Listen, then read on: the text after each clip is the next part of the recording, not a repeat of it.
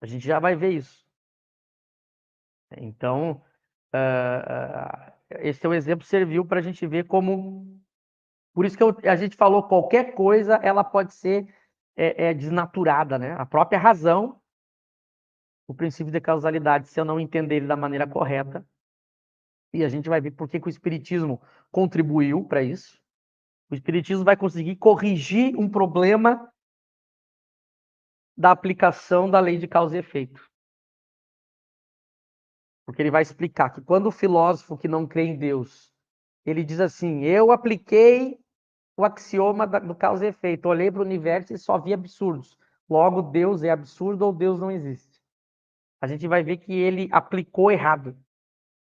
Faltou elementos na hora dele aplicar. É o que a gente chama de causa imediata e causa mediata em filosofia. Então, por exemplo, assim, lembra que eu falei? Eu levantei da cama para ir trabalhar. Cheguei no trabalho. Então, eu tenho uma causa que é ter levantado para ir trabalhar e o efeito, cheguei a trabalhar. Mas entre esse espaço, eu tive várias outras causas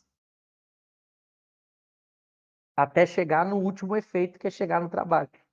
A causa antecedente de eu ter chegado, a causa imediata ao chegar na empresa para trabalhar, não é eu ter levantado da cama, percebe? Se eu olho do ponto de vista macro, levantei para ir trabalhar, cheguei no trabalho, causa, efeito. Mas entre essa causa e esse efeito, tem várias outras causas. Eu levantei, eu tomei banho, me arrumei, eu desci para a garagem, eu entrei no carro, eu dirigi, eu cheguei até a empresa. Então, a causa imediata e não tem meio. A causa de eu chegar na empresa foi eu descer do carro. E a causa imediata, ou seja, eu tenho vários meios, foi eu ter levantado da cama. Não sei se está claro, se eu estou sendo claro, se as pessoas estão entendendo. Deixa eu passar para vocês. Eric. Eu só queria acrescentar nessa questão que realmente, né, o pessoal do movimento entende muito errado essa questão de ação e reação, né? Até chegam a dizer, por exemplo, que mulheres que sofreram abuso, por exemplo, que isso é um karma, né? Usa até o termo karma, né? Mas Kardec esclarece, você não escolhe, você não determina cada acontecimento na sua vida. Você escolhe o gênero de provas. Então, por exemplo, eu encarnei no Rio de Janeiro. Eu já sabia que eu ia ter que lidar com uma cidade que tem mais crimes, né? Então, eu escolhi um gênero de provas, eu poderia ser assaltado eventualmente. Não quer dizer que eu escolhi, vou ser assaltado tal data, né? Para dar um exemplo didático, né? Então, o espírito encarna num mundo ou num país onde tem mais violência, ele sabe que vai estar sujeito a determinado gênero de provas, né? Então, isso que ele escolhe, né? Agora, as particularidades dependem do livre-arbítrio. É isso que o movimento espírita não entende. A questão da escolha das provas, enfim. E como o Michel falou, né? Os filósofos que querem culpar Deus pelo mal, o mal não existe enquanto substância, né? O mal é o livre-arbítrio do homem que escolhe ir contra a lei de Deus, né? E se não houvesse livre-arbítrio, não haveria progresso, porque a gente só há progresso a gente escolhendo, errando ou acertando e progredindo, né? Então, se não houvesse livre-arbítrio, não haveria mérito, né? Então, o mal não foi criado por Deus, é o livre-arbítrio do homem, né, que Deus deu. Não, perfeito. Eu achei importante tocar nesse ponto, porque esclarecer aqui já desde o início, né, para quando for desenvolvendo as questões, as pessoas já vão entendendo o critério a ser usado quando falamos em causalidade, né? Michel, você quer fazer um comentário acerca da pergunta do Lucas? Porque nós vamos ficar nessa questão mesmo, né? Fica à vontade. Eu ia dizer, eu esqueci de responder o Alex. Alex, olha só que interessante. Alex, desculpa, Alex. Isso. Ó, quando os espíritos dizem o seguinte, para eu achar a prova da existência de Deus, eu tenho que usar a razão e aplicar a lei de causa e efeito, né? O princípio da causalidade ou axioma, chame do que quiser. Então, esse é o conselho que eles dão. Eu olho para o universo e digo, o universo existe, ele tem que ter uma causa. Então, é assim que eu chego na existência de Deus. Agora, eu posso fazer uma seguinte pergunta. Todo mundo que aplicar esse axioma, olhar para o universo e procurar uma causa, vai enxergar Deus? Não.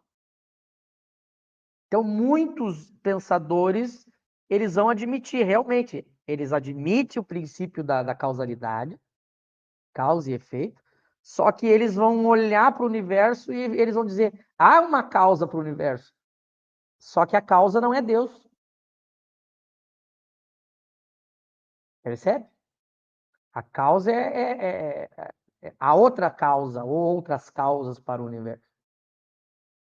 Eles vão chegar em outras conclusões. E a gente vai entender daqui a pouco, lendo as questões, por quê. Eu só não estou adiantando. Mas então esse princípio ele mostra que o universo tem que ter uma causa. Mas muitos que vão aplicar esse princípio não vão enxergar Deus como uma causa, eles vão enxergar outra coisa. Vão chegar, por exemplo, a matéria. A matéria causa algum tipo de efeito material que causa o universo, e não Deus. Mas a gente vai entender por que eles tiram essa conclusão diferente, porque há um problema na razão. E por que com o espiritismo esse axioma ele vai ser aplicado de uma maneira diferente? Porque o espiritismo vai ter um elemento para olhar para o universo que o materialista não tem. A chave vai estar nisso.